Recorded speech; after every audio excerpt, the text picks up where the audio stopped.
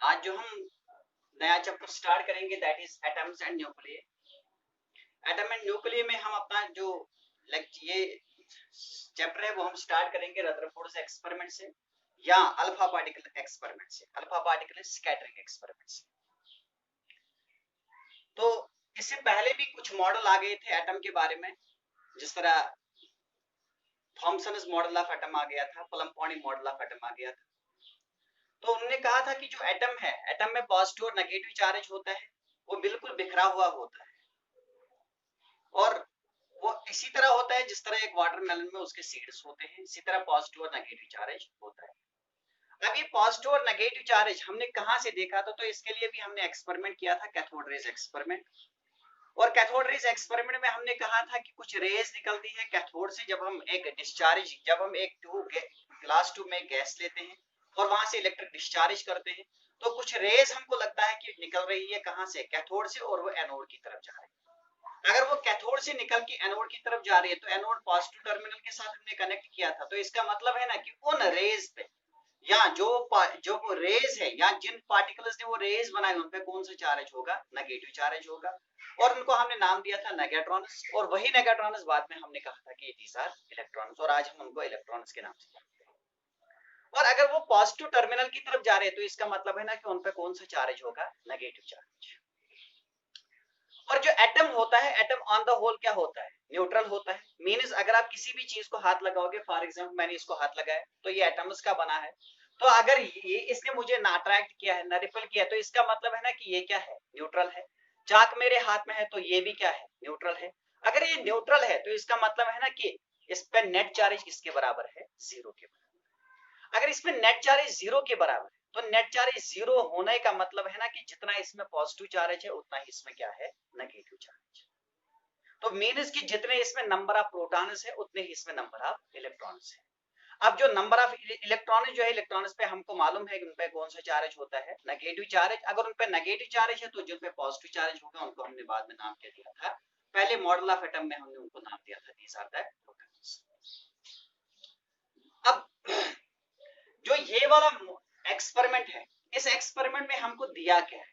इस एक्सपेरिमेंट ने हमको एक इंपॉर्टेंट पॉइंट बता दिया है about the model of atom या अबाउट द एटम। इसने हमको एक चीज दिया है, that is the concept of nucleus. वो हम देखेंगे। पहले हम देखेंगे कि एक्सपेरिमेंट क्या हुआ था, या एक्सपेरिमेंट में इन्होंने क्या किया था, या एक्सपेरिमेंट में इन्होंने क्या चीज ऑब्जर्व की थी। ये एक्सपेरिमेंट जो है ना, ये एक्चुअल में रदरफोर्ड के दो साइंस ये स्टूडेंट्स ने किया था। एक का नाम था मार्स्टन और दूसरा का नाम था वीगर।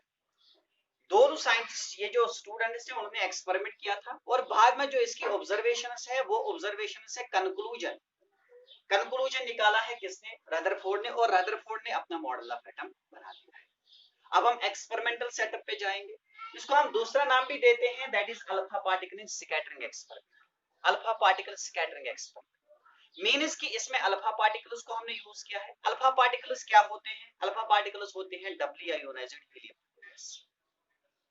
मीन्स कि जब हम हीलियम एटम से दो इलेक्ट्रॉन्स को बाहर निकालते हैं, क्योंकि हमें मालूम है कि उसमें नंबर ऑफ प्रोटॉन्स किसके बराबर है? दो के बराबर। तो नंबर ऑफ इलेक्ट्रॉन्स भी कितने होंगे? दो। अगर हम इलेक्ट्रॉन्स को बाहर निकालेंगे तो बचेंगे क्या? प्रोटॉन्स। तो इसीलिए हम उसको कहते हैं डबली आयोनाइज्ड, मीन्स हमने वहां से इलेक्ट्रॉन्स को बाहर निकाला है। अब एक्स ये जो स्कैटर हो गए हैं, कौन हो गए हैं? Alpha particles. अब अल्फा पार्टिकल्स को हम लाएंगे कहां से? अल्फा पार्टिकल्स को हम लाते हैं रेडियो एक्टिव एलिमेंट से। तो हमने एक रेडियो एक्टिव सबस्टेंस इसमें यूज कर दिया है। अब वो रेडियो एक्टिव सबस्टेंस क्या था? कोई बुक इसमें लिखती है कि वो बिस्मथ हमने यूज किया था, और कोई लिखती है कि हमने उसमें पोलोनियम यूज किया था। अब जो भी था, तो हम एक्सपेरिमेंटल सेटअप पे जाएंगे। यहां से एक कैविटी हमने बना दी है। फॉर एग्जांपल मान लो दिस इज द कैविटी, और इस कैविटी में हमने एक रेडियो एक्टिव सबस्टेंस को रखा है। अब ये जो रेडियो एक्टिव सबस्टेंस है, चाहे ये पोलोनियम हो या चाहे ये बिस्मथ हो, तो है ये radio active substance. For example ये मान लो ये रेडियो एक्टिव सबस्टेंस।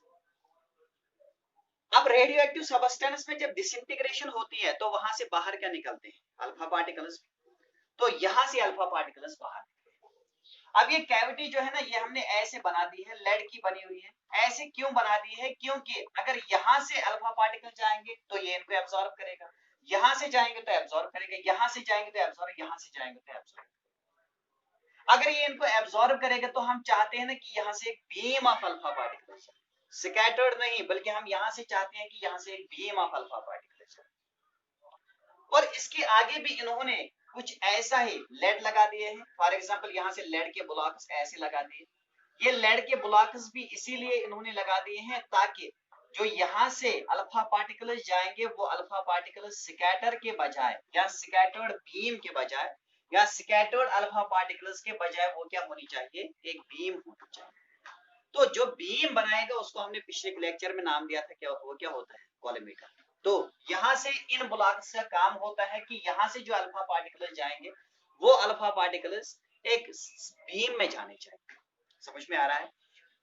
अब इनको स्ट्राइक, यहां से जो अल्फा पार्टिकल्स हम निकले हैं, फॉर एग्जांपल यहां से अल्फा पार्टिकल्स बहुत सारे निकले हैं। ये मान लो ये अल्फा पार्टिकल्स निकले हैं यहां से, अब मैं इसको थोड़ा सा ऐसे बनाता हूं। ये मान लो ये अल्फा पार्टिकल्स यहां से ऐसे निकले, बहुत सारे अल्फा पार्टिकल्स। ये अल्फा पार्टिकल्स जब यहां से ऐसे निकले तो हमने इनको स्ट्राइक कराना है किस पे, एटम। अब किस एटम पे हम इनको स्ट्राइक कराएं?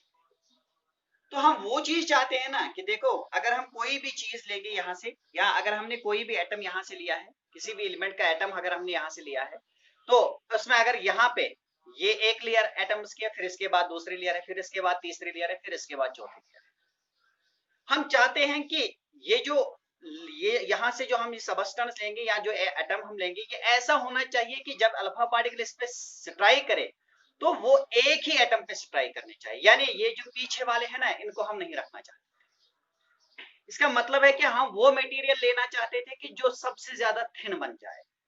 और थिन कौन सबसे ज्यादा बन जाता है, तो इसका मतलब है ना कि सबसे मिलिएबल मटेरियल हम लेना चाहते थे। और सबसे मिलिएबल मटेरियल जो हमारे पास है या जो सबस्टेंस या जो एलिमेंट हमारे पास है दैट इज गोल्ड। इसीलिए इन्होंने इसमें गोल्ड फॉइल को यूज कर दिया। फॉइल तो आप जानते हैं कि टॉफीज या चॉकलेट्स के ऊपर से जो कवर होते हैं एल्युमिनियम की, तो उसी को हम क्या नाम देते हैं, फॉइल। वो बिल्कुल पतली होती है, थिन होती है। और हमने यहां से गोल्ड फॉइल को लिया है। फॉर एग्जांपल मान लो ये मैंने यहां से गोल्ड फॉइल लिया है या यहां से मैंने ये गोल्ड एटम लिया। अब आपको मालूम होना चाहिए गोल्ड हमने क्यों लिया है। गोल्ड हमने इसलिए लिया है क्योंकि हम चाहते थे कि जो हमारे पास लेयर बन जाए उसमें एक ही एटम वाली वो लेयर बन जाए। समझ में आ रहा है?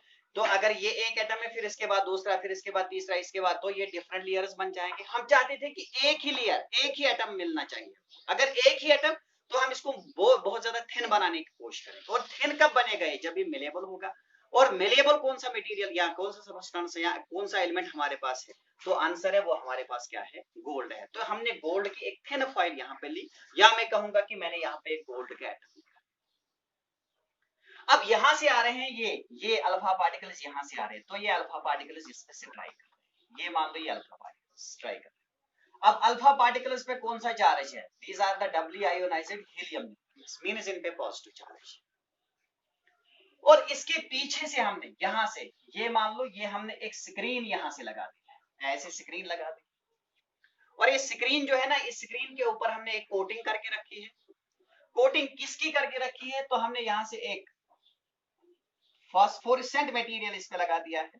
यानी फास्फोरेसेंट मटेरियल जिसपे अगर कोई भी पार्टिकल स्ट्राइक करेगा तो उस पे इल्यूमिनेशन हो जाता है।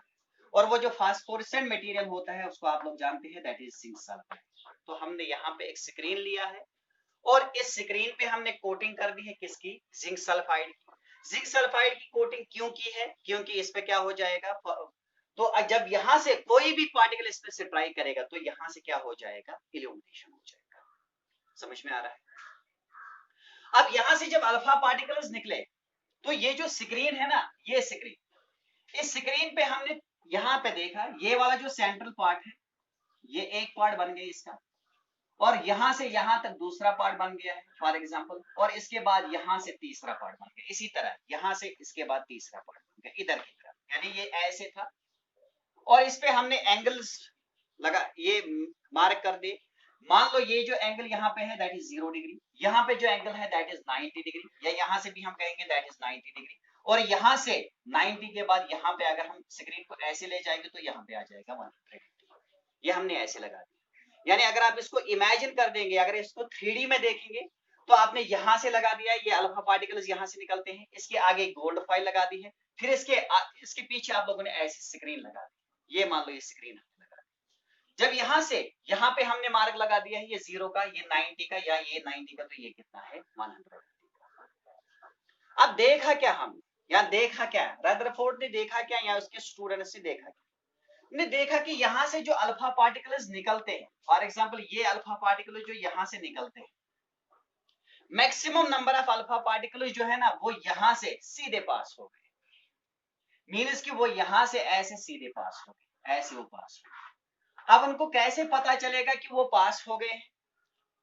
आंसर है कि जो हमने यहाँ पे स्क्रीन लगा दिया है, जिंक सल्फाइड की स्क्रीन जो हमने यहाँ से लगा दी है, फास्फोरस मटेरियल की जो स्क्रीन, तो यहाँ पे उन्होंने देखा यहाँ पे कंटिन्यूअस इल्यूमिनेशन।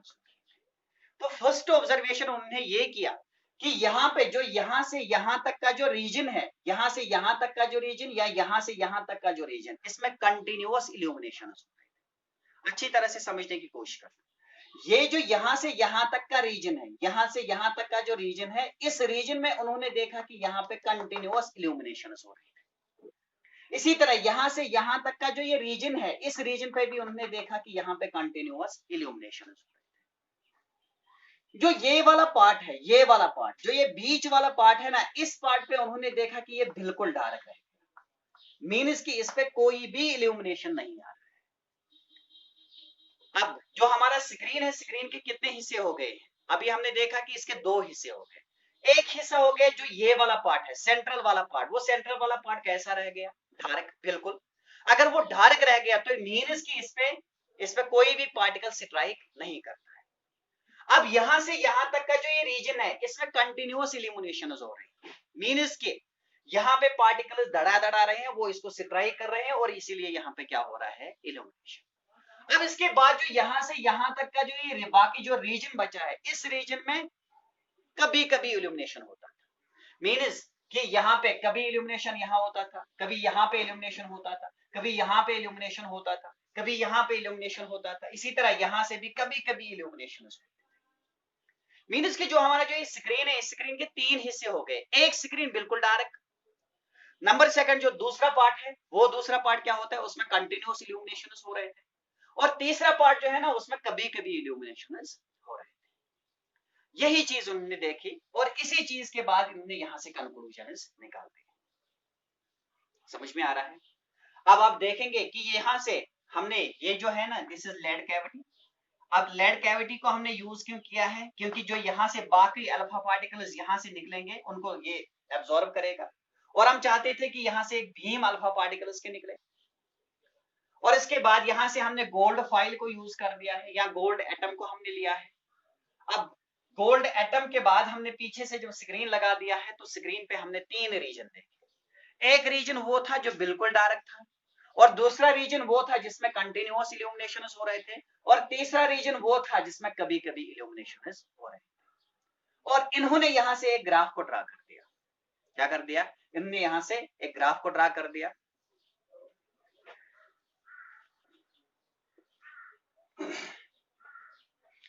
तो जब इन्होंने ग्राफ ड्रा कर दिया, तो ग्राफ यहां से आ गया।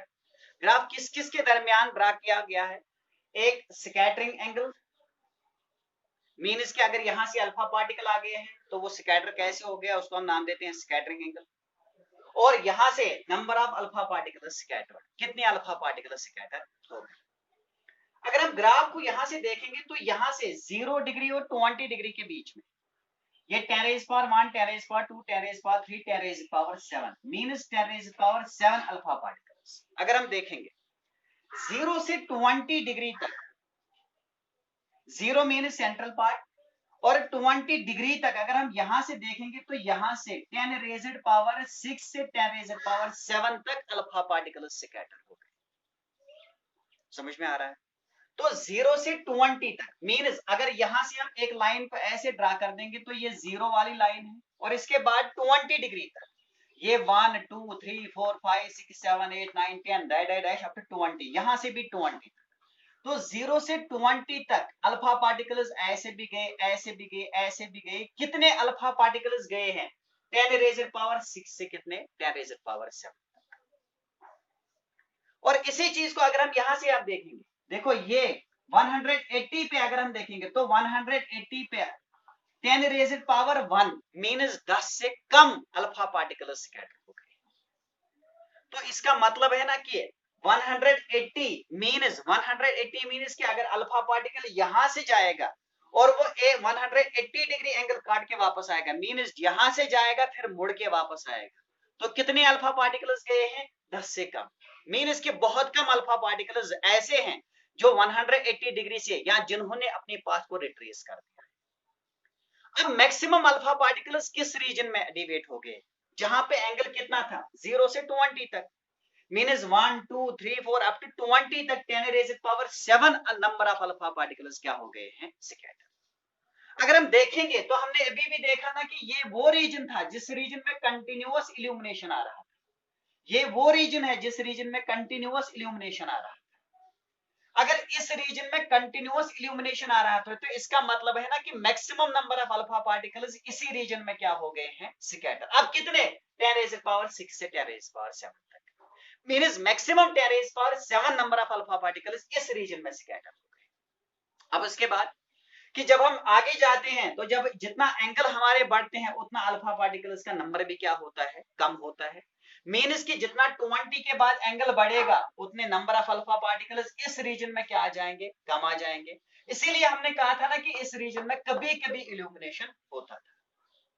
अगर इस रीजन में कभी कभी इल्यूमिनेशन होता था तो 180 डिग्री पे अगर हम यहां से स्क्रीन को देखेंगे तो उस स्क्रीन पे इल्यूमिनेशन आ जाएगा। तो आंसर है कि हाँ आएगा, मगर उतना नहीं आएगा, यानी वो न होने के बराबर आ जाएगा। मींस कि बहुत कम अल्फा पार्टिकल्स ऐसे हैं जो 180 डिग्री से वापस मुड़ के आ गए हैं या जो अपने पाथ को रिट्रेस करके आ गए हैं, बहुत कम है। Maximum number of alpha particles वो हैं कि जो 0 से 20 डिग्री तक क्या हो गए हैं डेविएट हो गए। तो ये उन्होंने यहां से ऑब्जर्वेशन किया और यहां से ग्राफ बना दिया। अब ग्राफ में और यहां से इन्होंने क्या ऑब्जर्व किया है और वहां से हम क्या कंक्लूजन निकालेंगे, तो आप वो कंक्लूजन और ऑब्जर्वेशन पॉइंट्स में नोट कीजिए। समझ में आ रहा है? आप एक साइड से लिखिए ऑब्जर्वेशन और दूसरे साइड से लिखिए कंक्लूजन।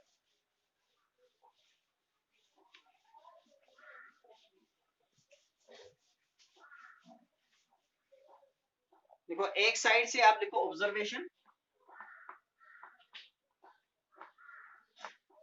और दूसरे साइड से आप लिखो conclusion.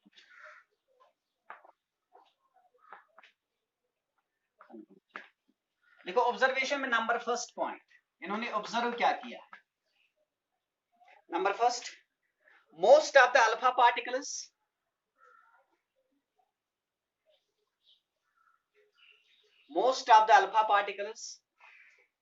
pass undeviated, most of the alpha particles pass undeviated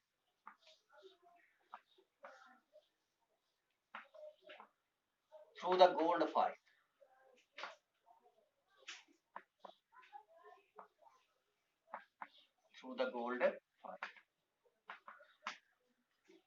experimental setup को ध्यान में रखिए कि यहां से जो अल्फा पार्टिकल गए हैं वो सीधे पास हो रहे हैं, यहां से सीधे पास हो रहे हैं।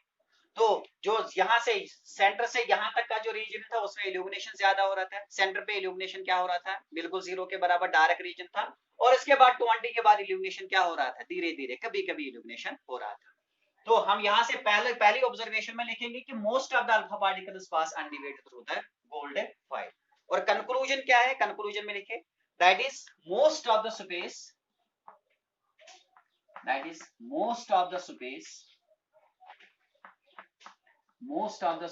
in an atom is empty। तो इसका मतलब है कि अगर most of the alpha particles undeviated pass हो गए तो जो पॉइंट मॉडल ऑफ एटम था उसमें कहा गया था कि जो पॉजिटिव एंड नेगेटिव चार्ज है वो बिखरा हुआ है। अगर यहां से अल्फा पार्टिकल जा रहा है उसमें पॉजिटिव चार्ज है तो वो अनडिविएटेड पास नहीं होना चाहिए, क्योंकि जब उसको आगे भी पॉजिटिव चार्ज मिलेगा पॉजिटिव को क्या करेगा रिपेल करेगा, तो अगर वो इसको रिपेल करेगा तो उसको क्या करना था डिवाइड करना था। तो यहां से हमने कंक्लूजन निकाला है कि अगर वो अनडिवेटेड पास हो गए तो इसका मतलब है ना कि most of the space in an atom is empty. तो जो अंदर वाली जो मैक्सिमम स्पेस एटम की होती है वो क्या होती है, एम्प्टी। देखो observation second, some particles, number second, some particles deviate through small angles, through small angles, through small angles। तो कंक्लूजन में लिखे that is there is some positive charge, there is some positive charge in the atom।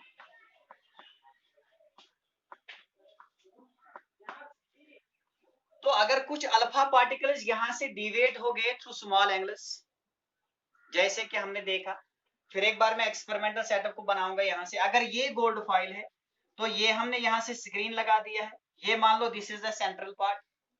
अब यहां से अगर alpha particle ऐसे आ रहा है तो ये सीधे पास हो गया, यहां से अल्फा पार्टिकल आ रहा है ये सीधे पास हो गए, यहां से आ गए ये सीधे पास हो गए, यहां से आ गए ये सीधे पास हो गए। अब अगर यहां से अल्फा पार्टिकल आ गया तो ये अल्फा पार्टिकल यहां से ऐसे डिवेट हो गया, मींस यहां पे इल्यूमिनेशन आ रहा है। इसी तरह यहां से अल्फा पार्टिकल आ गया तो ये इधर की यहां पे इल्यूमिनेशन हो रहा है। इसका मतलब है ना कि अल्फा पार्टिकल पे कौन सा चार्ज है, पॉजिटिव चार्ज है। तो पॉजिटिव को रिपेल कौन करेगा, पॉजिटिव ही करेगा। इसका मतलब है ना कि कोई पॉजिटिव चार्ज है इस एटम के बीच में जो इस अल्फा पार्टिकल को क्या कर रहा है, डिवेट कर रहा है। समझ में आ रहा है। पहले से हमने कहा कि most of the space is empty, तो अगर वो खाली है तो इसका मतलब है ना जो ये पॉजिटिव चार्ज ये बिखरा हुआ नहीं है, तो ये पॉजिटिव चार्ज जो है ना, ये पॉजिटिव चार्ज हर एक जगह पे नहीं, ये कहीं पे है, कहीं पे। तो अगर ये पॉजिटिव चार्ज यहाँ पे नहीं है तो हमने देखा कि मैक्सिमम जो अल्फा पार्टिकल्स है वो अनडिवेटेड पास हो गए, मींस कि वो इधर नहीं। अब ये इसका मतलब है ना कि वो पॉजिटिव चार्ज जो है ना, वो पॉजिटिव चार्ज कहाँ हो सकता है, वो सेंटर में हो सकता है। अगर वो यहाँ पे है तो यहाँ से जो अल्फा पार्टिकल आ गया है इस पे भी पॉजिटिव चार्ज है, इस पे भी पॉजिटिव है, तो पॉजिटिव पॉजिटिव को क्या करेगा, रिपेल करेगा। अब गोल्ड को हमने लिया है, गोल्ड का एटॉमिक नंबर कितना है, 79। अब अगर इसमें नंबर ऑफ पॉजिटिव चार्ज और नंबर ऑफ नेगेटिव चार्ज वो सेम होने चाहिए तो एटॉमिक नंबर ही हम कहते हैं कि नंबर ऑफ प्रोटॉन। तो इसका मतलब है ना कि गोल्ड के अंदर नंबर ऑफ प्रोटॉन कितने हैं, 79। अब यहां से अल्फा पार्टिकल आ रहा है, अल्फा पार्टिकल पे पॉजिटिव चार्ज कितना है, 2। तो गोल्ड का 79 है, means number of proton 79 number of proton जो है ना वो इधर है, एक ही जगह पे है। अगर वो इधर है तो 79 जो है ना, 79 इसको रिपेल कर रहे हैं, तो अल्फा पार्टिकल क्या हो जाएगा, अपने पाथ से डिवेट हो जाएगा। वही चीज हमने कहा है कि पार्टिकल, तो इसका मतलब है ना कि there is some positive charge in the atom. तो इसका मतलब है कि एटम के अंदर क्या है, कुछ ना कुछ पॉजिटिव चार्ज। इसके बाद आप तीसरा पॉइंट लिखो,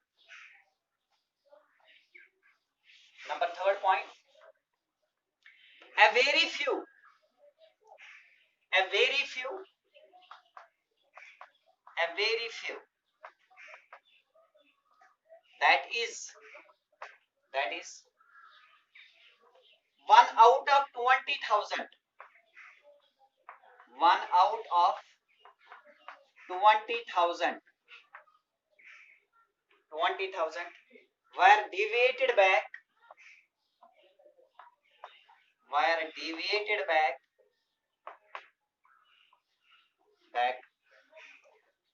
to their original paths, to their original paths।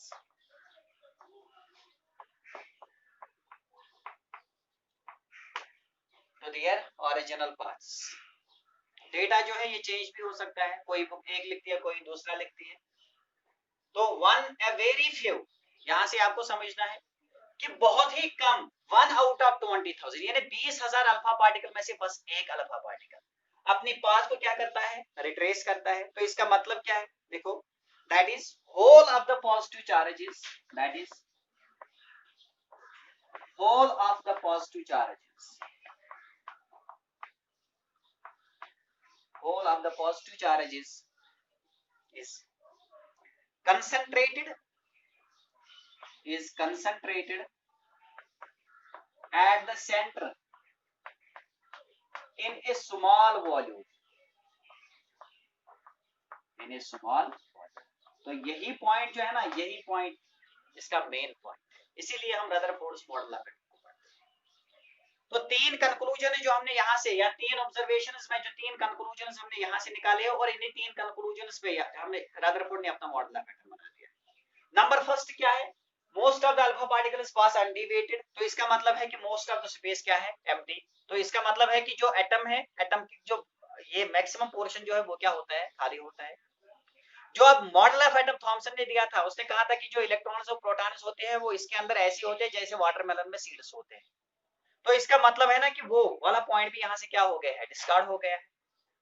Number second कि सब पार्टिकल डिविएट हो गए स्मॉल एंगल्स, अगर कुछ पार्टिकल डिविएट हो गए हैं स्मॉल एंगल से, तो इसका मतलब है ना कि एटम के अंदर क्या है, पॉजिटिव चार्ज। अब पॉजिटिव चार्ज बिखरा हुआ नहीं है, इसका मतलब है पॉजिटिव चार्ज एक ही जगह पे। अब number third, a very few out of 20,000, बहुत कम। अब नंबर हमने यहां से बता दिया, कोई लिखता है 8,000 में से, कोई लिखता है 20,000, कोई लिखता है 10,000 में से। तो बस गर्ज ये है कि बहुत ही कम, मीन्स 1 आउट ऑफ 20,000 अपने पाथ से क्या हो गए हैं, रिट्रेस बैक हो गए हैं। तो इसका मतलब है कि whole of the positive charge is concentrated at the centre. देखो अगर हमने यहां से लिया है, फॉर एग्जांपल मान लो ये हमने यहां से अब लिया है एटम, अगर ये हमने यहां से अल्फा पार्टिकल को भेजा है, ये हमने यहां से अल्फा पार्टिकल को भेजा है, तो ये गोल्ड का एटम है, गोल्ड के एटम में यहां से ये है पॉजिटिव चार्ज है, और पॉजिटिव चार्ज जब कंसंट्रेटेड है एट ए सिंगल पॉइंट, अब बिखरा हुआ नहीं है, अब क्या है, concentrated at a single point.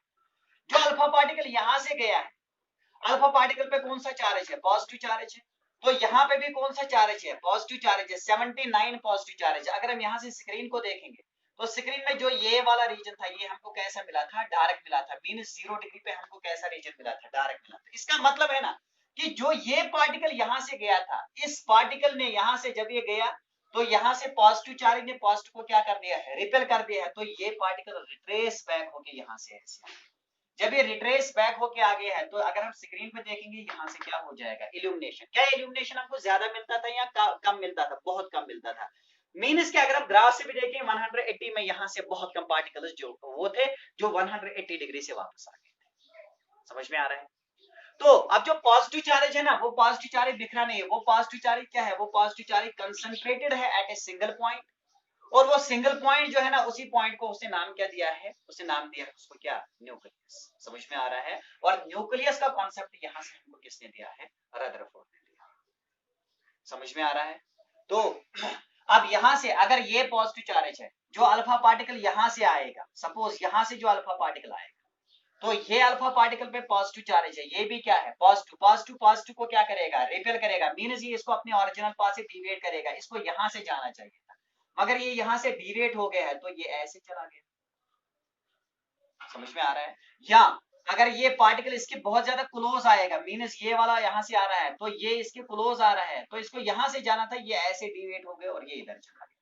तो जब ये यहां जाएगा तो यहाँ पे क्या हो जाएगा, इल्यूमिनेशन। अब ये पार्टिकल यहां से आ गया तो ये ऐसे चला गया, अब यहाँ पे इल्यूमिनेशन हो रहा है।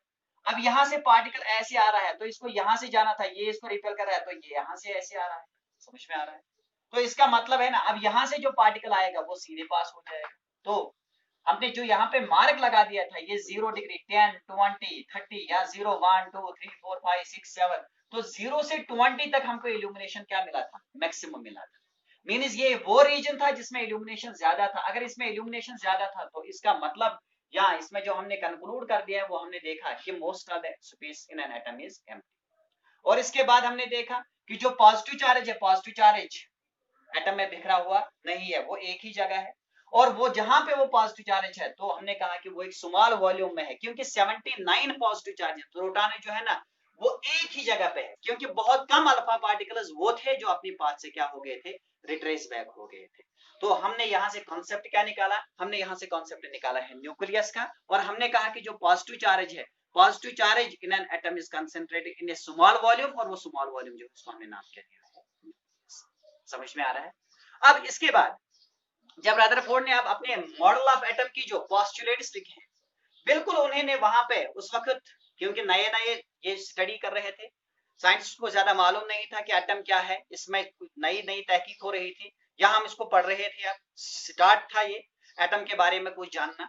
तो उस वक्त ग्रेविटेशन के लॉज जो थे वो आ गए थे। यहाँ जो सोलर सिस्टम हमारा था, वो सोलर सिस्टम की जो रूल्स है वो बिल्कुल आ गए थे। यहाँ सोलर सिस्टम में ये जो प्लेनेट्स है वो कैसे रिवॉल्व करते हैं, और उन्होंने बिल्कुल अपना जो मॉडल ऑफ एटम है ना वो डिटो बिल्कुल वैसा ही बना दिया जैसा जैसा सोलर सिस्टम का। समझ में आ रहा है? तो आप लिखिए रदरफोर्ड्स मॉडल ऑफ एटम में कुछ पोस्टुलेट्स लिखो। Rutherford's model of atom, postulates of Rutherford's model of atom. Number first, atom contains electrons and protons. Atom contains electrons and protons. तो क्योंकि एटम क्या होता है? न्यूट्रल। अगर ये न्यूट्रल होता है इसका मतलब है इसमें पॉजिटिव चार्ज भी है और क्या है? नेगेटिव चार्ज भी है। तो बहुत ही सिंपल पॉइंट है। तो atom contains electrons and protons. तो जितने नंबर ऑफ इलेक्ट्रॉन्स उतने नंबर ऑफ प्रोटॉन्स। अब ये इलेक्ट्रॉन्स कैसे होंगे, ये कैसे होंगे इसमें, तो हम बाद में देखेंगे। और इसके बाद लिखो आप दूसरा पॉइंट, लिखो whole of the positive charge is concentrated, whole of the positive charge is concentrated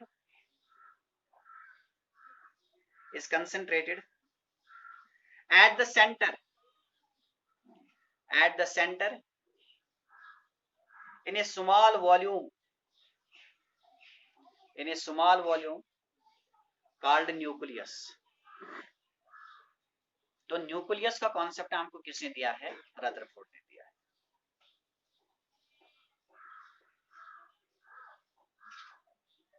whole of the positive charge is concentrated at the center in a small volume, और स्मॉल वॉल्यूम को हमने नाम क्या दिया है? नाम दिया है nucleus, called nucleus.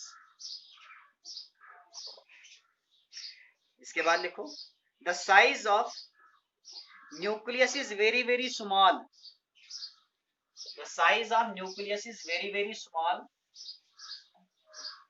compared to the size of atom, compared to the size of atom.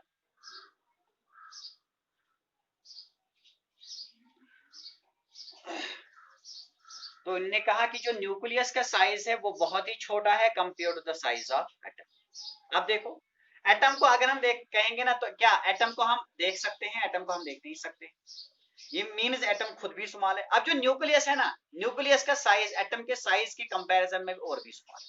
अब इसको ऐसे समझ सकते हैं, फॉर एग्जांपल ये मान लो ये हमने एक ग्राउंड लिया है, ये फुटबॉल ग्राउंड है। इस फुटबॉल ग्राउंड में हमने यहाँ पे एक फुटबॉल को रखा है। बताओ फुटबॉल ग्राउंड के कंपैरिजन में या साइज ऑफ फुटबॉल ग्राउंड के कंपैरिजन में साइज ऑफ फुटबॉल क्या है? बहुत ही स्मॉल है। इसी तरह एटम के कंपैरिजन में न्यूक्लियस का साइज क्या है? बहुत ही स्मॉल है। अब साइज ऑफ न्यूक्लियस कितना है? आप इसका रेंज लिख लीजिए। देखो radius of nucleus is 10⁻⁻15 metres, उसी को हम कहते हैं 1 fermi. Radius of nucleus is 10⁻⁻15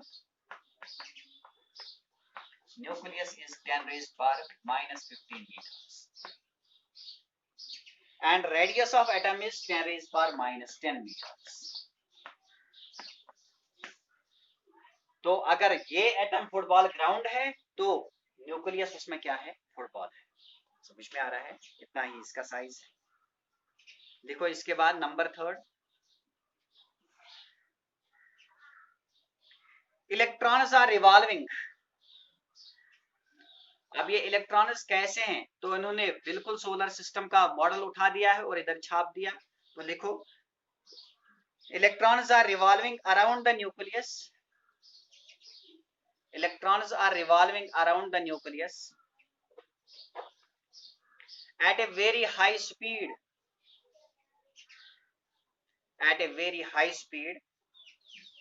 in circular orbitals, in circular orbit या circular paths। अब इसने कहा कि जिस तरह सोलर सिस्टम में सन के अराउंड प्लैनेट्स रिवॉल्व करते हैं, इसी तरह न्यूक्लियस के अराउंड यहाँ पे रिवॉल्व कौन करते हैं? इलेक्ट्रॉन्स। अब कैसे रिवॉल्व करते हैं? In the circular paths. और यही पॉइंट जो है ना, यही पॉइंट इसका फेलियर बन गया है। तो आपको याद रखना है कि रदरफोर्ड्स मॉडल ऑफ एटम में जितना जो इसके पोस्टुलेट्स है उनसे ज्यादा कहीं इंपॉर्टेंट इसका फेलियर है। और जो फेलियर इसका है उसी फेलियर से नया मॉडल ऑफ एटम आ गया है। मैक्सवेल ने इसका फेलियर निकाल दिया है और इसके बाद नील बोरस मॉडल ऑफ एटम आ गया है। और इसका जो फेलियर है, फेलियर क्या है इसका, और इसके बाद नील बोर ने क्या बता दिया अपने मॉडल ऑफ एटम में।